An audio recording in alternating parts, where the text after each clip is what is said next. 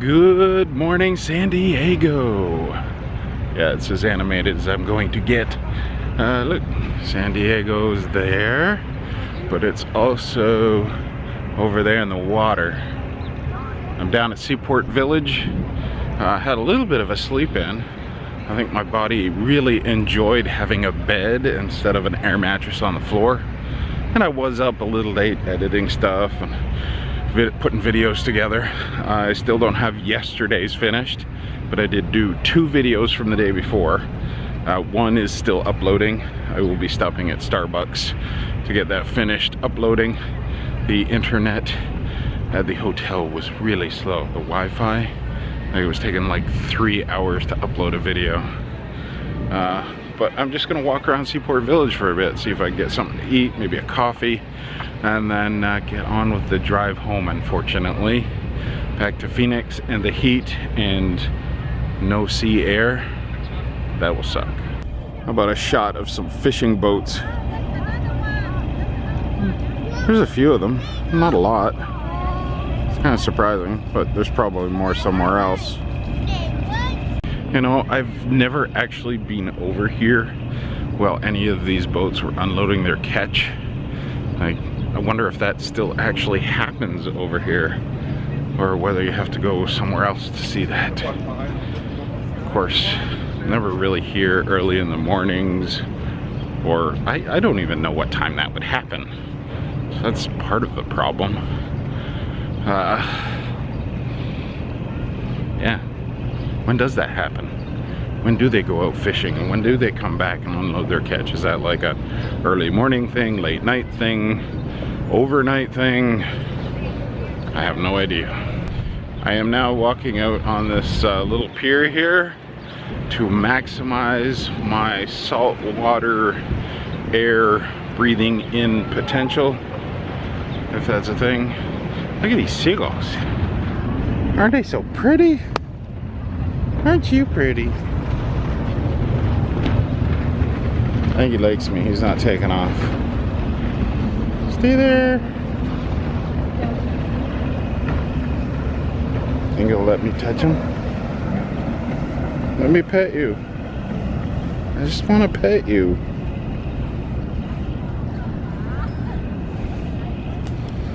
Let me pet you. Okay, here we are. That's Seaport Village over there, and that Marriott that's over there, that shiny one right there. I've stayed in that one. That was actually the last time Vanessa and I were in San Diego. Last year, we stayed in that Marriott. It was pretty good. We enjoyed our stay. We hung out at Seaport Village. We took a ferry across the bay to Coronado Island, over thereabouts somewhere. And then we walked across to the other side of the island. That is the bridge that you can drive across on. And Coronado is actually not an island. It is connected to the mainland. It is a peninsula. They just call it an island. There's also all kinds of Navy boats around here. Like from where I am right now, I can see 3 aircraft carriers, one of which is a museum right over there. I've been on that one over there. That was pretty interesting. And then there's another one over there, which I think they're still working on. I don't know if they're doing some refurbishment or if that's a brand new one. And then there's another one right over there. Here's a little interesting tidbit of information for you. On one of the trips that Vanessa and I came here, I think it was either our first trip or second trip, somewhere around there, she bought me my first real digital camera, and that restaurant right there was one of the first things I ever photographed with that camera. If I can find the picture, I'll include it here.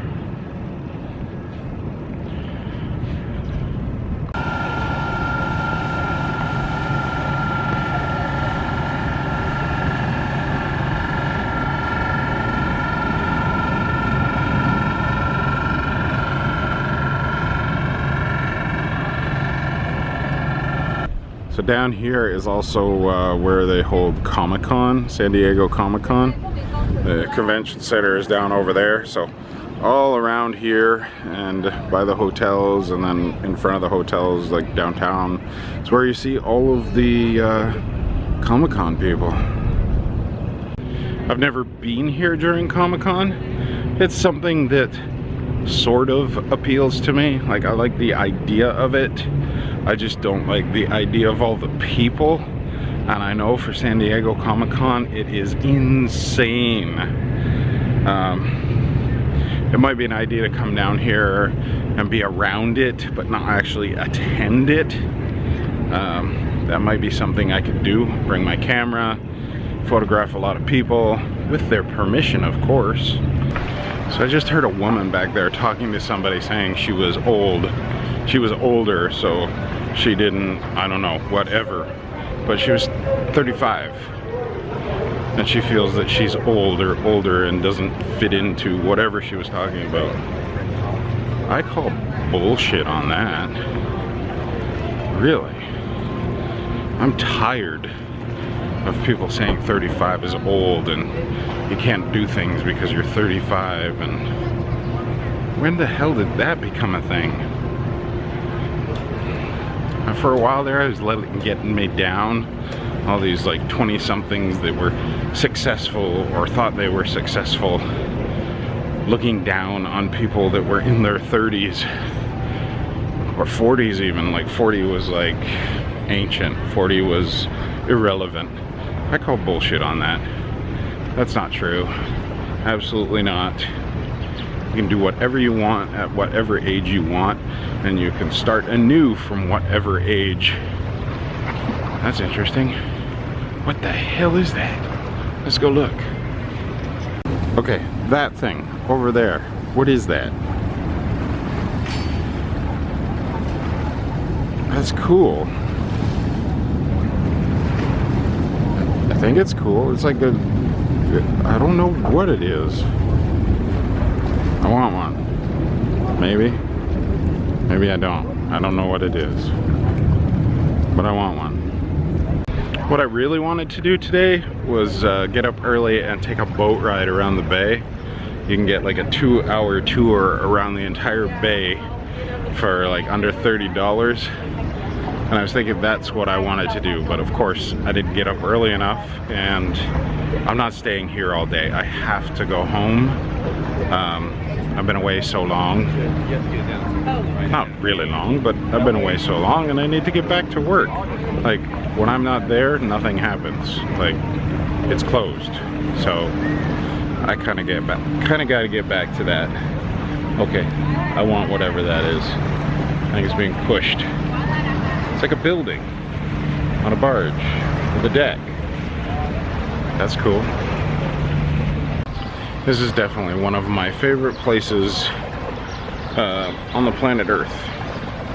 Seaport Village. I know it's like shopping and restaurants, and I mean there's nothing like too special about it, but it's special to me. Like, we've got shops. Looks like a little village. We got like little fountains and ponds and pathways, and I like it. Yeah, this Christmas store, like this Christmas all year round right here. And there's a little bit of everything here, stuff that you don't really find anywhere else. And I was so upset and sad when I read that this was going to be torn down. I think they've sort of put a halt to that for now. I'm hoping.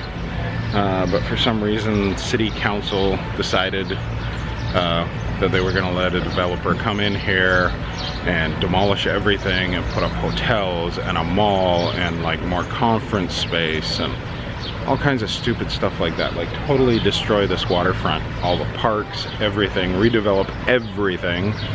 And people were understandably upset. I don't think locals wanted it. I don't think tourists wanted it. Just the city council wanted it, and I guess they got their pockets lined because they wanted to fast track it without any voting or without any meetings or community involved. And I'm glad this is still here and will be for a while at least. Hopefully that never happens. Hopefully it stays here for generations more.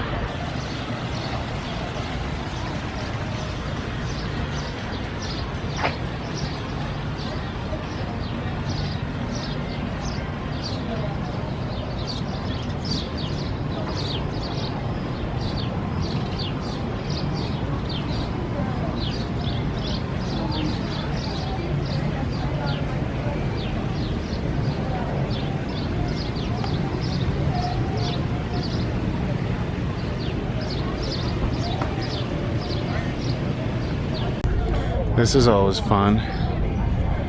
One of these. Vanessa and I did it once. It was fun, but I haven't been able to convince Vanessa to do it ever again. It's enjoyable. And these are purpose-built. They're not converted buses. So the idea is you get on that, you go for a drive, and then it goes into the water and you drive around the bay, or float around the bay, boat around the bay. I want a cookie. Let's go get a cookie. One, maybe two, maybe a dozen. These are where all the expensive boats are, or some of the expensive boats. There's some big ones out here. And even further down by the convention center, there's a super yacht marina. I'm not gonna walk down that far today, but there's some gigantic boats down there. But this one's big enough. John Wayne used to keep his boat here. I think his boat is still here. Okay, that's enough of me being tour guide. I'm just gonna go get some food, get some coffee, and then get on the road. So I'll see you somewhere along the way back to Phoenix if I feel like taking a rest. I probably have to. Probably stop to get gas or something. All right, we're on the way, and I'm near Mexico. In fact, T-Mobile just gave me a little text message welcoming me to Mexico. So right now I'm on a Mexican cell tower, and Mexico is actually just over there. Like those mountains you see over there, if you can see them, that's Mexico. Just past all the power lines. You can actually see a fence over there. So yes, there is a fence, at least in portions where you're right along the border that's unprotected. There are fences. Now entering the sand dunes between California and Arizona. Miles and miles of sand dunes. America on this side and Mexico over that way. We are now at my favorite elevation, sea level. But not my favorite location, because sea level here is 114 degrees. Back where I was just a couple of hours ago, sea level was about 78 degrees. No, actually it was probably about 80. So I'd gladly trade that sea level for this sea level. Oh well. I'm not going to be used to this heat. So it'll probably be even hotter once I get back to Phoenix and Chandler, Arizona. Okay, so I'm on the I-8 headed towards Phoenix. And there's a 10-mile stretch of road that they've torn up on the other side there and are redoing. So we're all shifted over to this one side. I unfortunately was unable to pass this truck before we got to this section. He is driving 45 miles per hour, and meanwhile all the vehicles that were in front of him are miles and miles and miles ahead and keep pulling further ahead. And then me and everybody else are stuck behind this Goomba. Border Patrol checkpoint in 2 miles, and where we are right now, we're like within walking distance of Mexico, like a football field away from Mexico. That's how close we are. It's just over that way. It's crazy how close we are to Mexico. Hi, Mexico! I haven't been to Mexico before. I really want to go. I'm not sure where, maybe like Rocky Point or something like that, but I don't, like, that's the party place, and I'd rather go somewhere like that's not a party place, but also I don't want to go somewhere where like it's really scary. So like somewhere bordery where we can drive, but somewhere where it's not like scary and I'm gonna die. We are now entering Winter Haven, California. And then we will be crossing a bridge, and when we cross that bridge, We will be in Yuma, Arizona. So almost home. And all these lane closures are pissing me off and slowing me down. I was making such good time, but every time there's a lane closure, it's like 10 miles long or more. And everybody, like, I always get stuck behind a truck and it goes so slow. It's ridiculous. Here we go, old Yuma prison off to the left over there that you can go on tours. And just up here is the bridge. And we'll be in Arizona. This is the Colorado River. That's what runs through the Grand Canyon. It's where Arizona gets most of its water too.